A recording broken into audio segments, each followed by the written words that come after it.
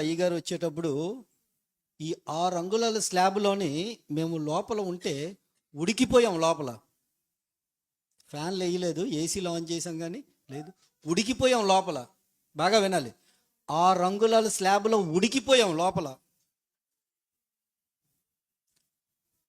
అంత వేడి బయట ఉన్నా నువ్వు ఒక చెట్టు కిందకు వెళ్ళు, ఆకు ఇంతే ఉంటుంది, దాని లెంత్, ఆకు లెంత్ ఇంతే ఉంటుంది.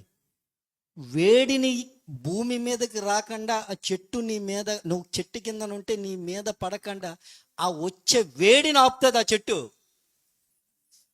దానికి ఆ ఆకు ఎంత ఉంటుందో తెలుసా? ఇదిగో ఈ మాత్రమే ఉంటుంది, ఈ మాత్రం ఆకు ఉంటుంది. ఆ ఆకు విపరీతమైన వేడిని ఆపుతుంది. 6 అంగుళాల స్లాబ్ ఆపలేకపోయింది వేడిని. నీ కొరకు నా కొరకు అంత కష్టపడ్డాడు ఆయన.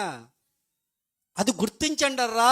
ఇదిగో సృష్టించబడిన వస్తువులను చూస్తే ఆయన ప్రేమ తెలుస్తుంది, ఆయన పడిన కష్టం అర్థం అవుతుంది. అది మర్చిపోతున్నావు కదా. చెట్టు కిందకి వెళ్ళి చూడు.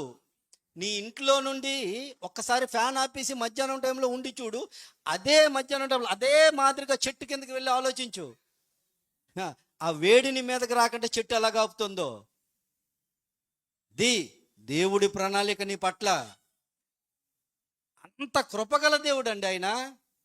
ఆయన నామము నిమిత్తము, ఆయన మహిమ నిమిత్తము నేను